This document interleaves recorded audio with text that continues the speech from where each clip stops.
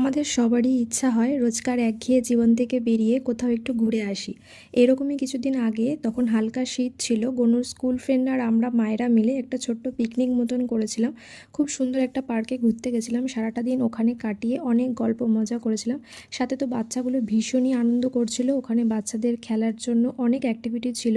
ওরা তো খাওয়া দাওয়া ভুলে শুধুই খেলা নিয়ে ব্যস্ত ছিল, আর আমরা বাড়ি থেকেই এক একজন এক এক রকম খাবার রান্না করে নিয়ে গেছিলাম। কিন্তু যেহেতু ওখানে গিয়ে রান্না করা একদমই সম্ভব ছিল না, তাও আবার বাচ্চা নিয়ে।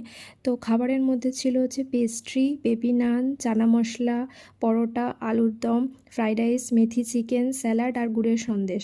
খাবারগুলো দারুণ হয়েছিল।